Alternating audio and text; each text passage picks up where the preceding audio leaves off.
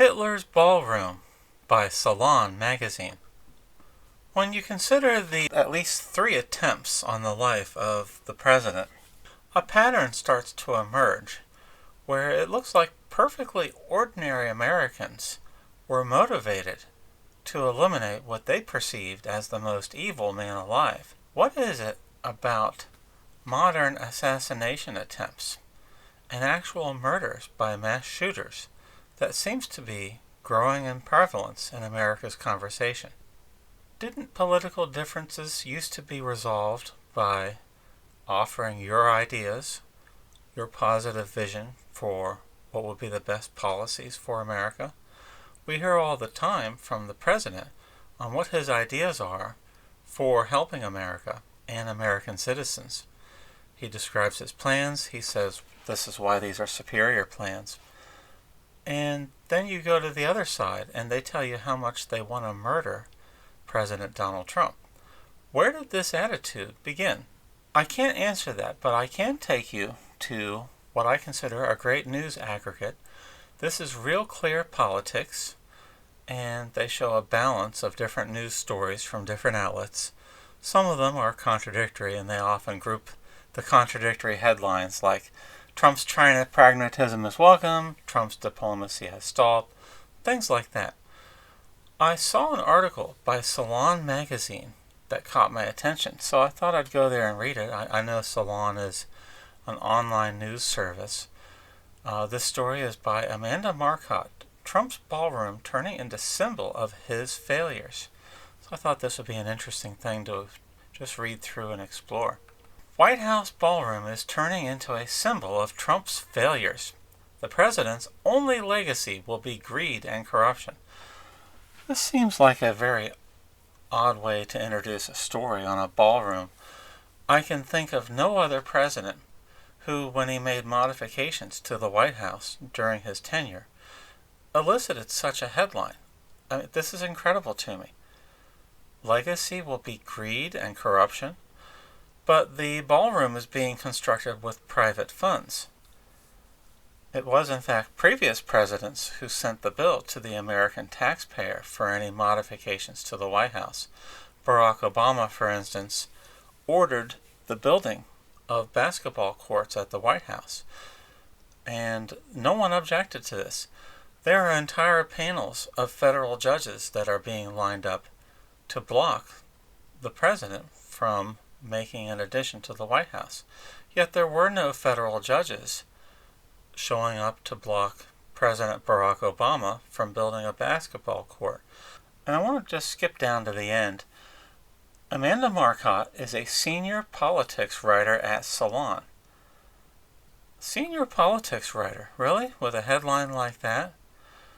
Isn't a senior politics writer someone who's supposed to strike a balance and talk about how both parties have problems and both parties have bad leaders? There doesn't seem to be any attempt at balance from this person. I'm just absolutely amazed at the title of senior politics writer. Really? Let's see, we're talking about a podcaster, Eric Metaxas. I don't really care that much about a right-wing podcaster. I thought her ire was directed at the president. The right-wing podcaster, Eric Metaxas, can't actually build a ballroom. Should he really be the focus for such a story? Let's see if we can scroll down here. Oh, she's quoting another person who is not involved in the construction of the ballroom.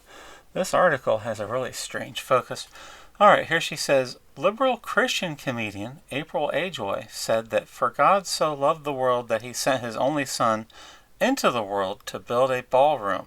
Where was this sarcasm when President Barack Obama made his guests go into a temporary tent when he wanted to hold ballroom functions? We never saw anything like that with President Obama.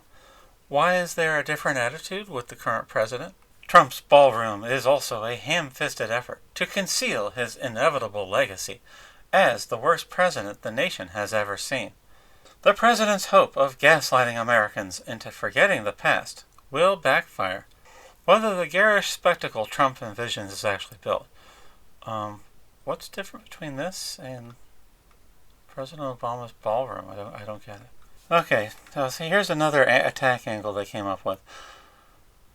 I don't think about Americans' financial situation. I don't think about anybody, the president told reporters on May 12th. This is an actual lie by omission by Salon magazine and Amanda here. Let's actually listen to what the president said. When you're negotiating with Iran, Mr. President, to what extent are Americans' financial situations motivating you to make a deal? Not even a little bit.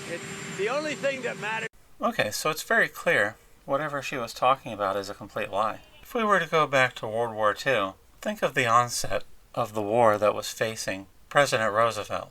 Imagine a reporter saying to him, "President Roosevelt, how dare you consider getting into World War II without considering all of the costs to the American taxpayers, all the hardships they would envision. You should cancel World War II, sir."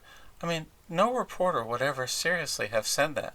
In fact, the entire nation happily shouldered the burden of sacrificing in order to go to war to stop evil. So again, let's listen to what this reporter asked President Trump. When you're negotiating with Iran, Mr. President, to what extent are Americans' financial situations motivating you to make a deal? Not even a little bit. So he's supposed to cancel the efforts to stop Iran from having a nuclear weapon, or else he's a bad person. So of course President Trump gave the correct answer. It's the same answer that President Roosevelt would have given. But they try to create these contrived fake quotes.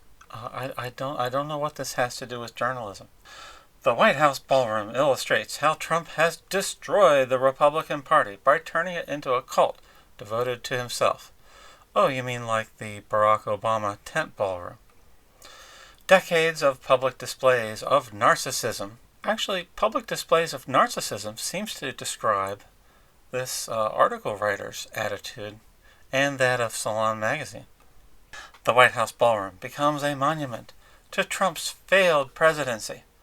Democrats are likely to take the House and quite possibly the Senate in the November midterms. This seems more like wishful thinking by this person and Salon magazine. What does this have to do with the ballroom again? I really like this quote. Trump is setting records for presidential unpopularity. This is from 2023. 63% of Americans have an unfavorable opinion of the former president. Really? What were the final popular vote totals and percentages in the 2024 presidential election? 1 year later, Donald J. Trump won the 2024 national popular vote with 77.3 million votes over Kamala Harris's 75 million votes.